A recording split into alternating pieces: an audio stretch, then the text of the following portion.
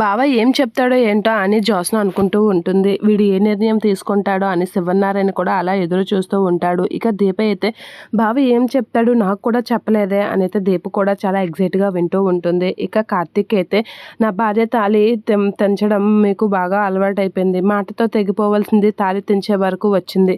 అంటే పని మనిషే కదా ఎవరు అడగరు అని లెక్కలేని తనం, పొగరు, గర్వం అని చెప్పేసి అంటూ ఉంటాడు. డబ్బుందనే పొగరు చూపించింది. పని మనిషి కదా ఎవరు అడగర్లే అని ఇగో చూపించింది.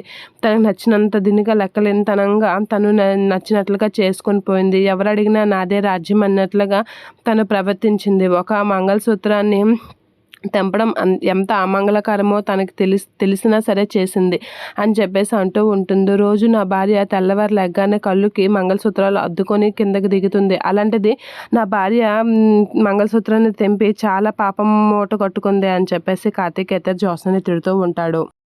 జ్యోత్స్న అయితే అలా చూస్తూ ఉండిపోతూ ఉంటుంది కార్తీక్ని. ఇక అయితే నా భార్య ఏ స్థానంలో నా భార్య మంగళసూత్రం తెగిందో ఆ స్థానంలోనే నా భార్యకి మంగళసూత్రం కట్టాలి. ఆ స్థానంలోనే ఘనంగా మండపం వేసి పెళ్లి చేయాలి.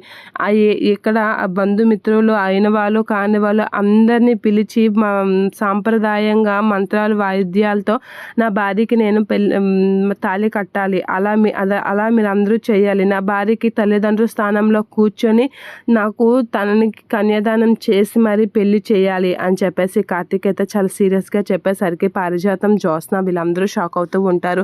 సుమిత్ర వీళ్ళు కూడా షాక్ అవుతూ ఉంటారు. అసలు ఏం మాట్లాడుతున్నావు నువ్వు అనేసరికి అవును నా భార్యకి ఇలానే చేయాలి. ఎక్కడ తాళి తెగిందో అక్కడే నేను తాళి కడతాను. అది కూడా ఘనంగా పెళ్ళి ఎలా చేస్తారో అంత ఘనంగా చేస్తాను. బంధుమిత్రులు అందరినీ పిలిపించాలి అని చెప్పేసి సుమిత్ర, దశరథ వీళ్ళందరితో అయితే కార్తీక్ చెప్తూ ఉంటాడు. శివనారాయణ వీళ్ళైతే షాక్ అవుతూ ఉంటారు. ఇక జ్యోత్స్న కూడా షాక్ అవుతూ ఉంటుంది. అయితే ఆ స్థానంలో ఎవరుండాలి అని చెప్పేసి జ్యోత్స్న అయితే అడుగుతూ ఉంటుంది.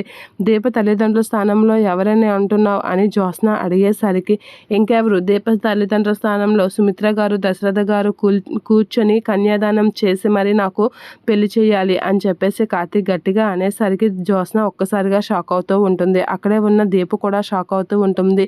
సుమిత్ర, దశరథ వాళ్ళు కూడా షాక్ అవుతూ ఉంటారు. ఏంటి కార్తీక్ ఇలా మాట్లాడుతున్నాడు అనేది అనుకుంటూ ఉంటారు. వాళ్ళిద్దరూ కన్యాదానం చేసి ఘనంగా తాళి కట్టేలా అన్ని సమకూర్చాలి అని చెప్పేసి కార్తీక్ అనేసరికి సుమిత్ర, దశరథ అయితే ఒకరు మొఖాలు ఒకరు చూసుకొని అలా ఉండిపోతారు. కార్తీక్ అయితే తన నిర్ణయం చెప్తాడు.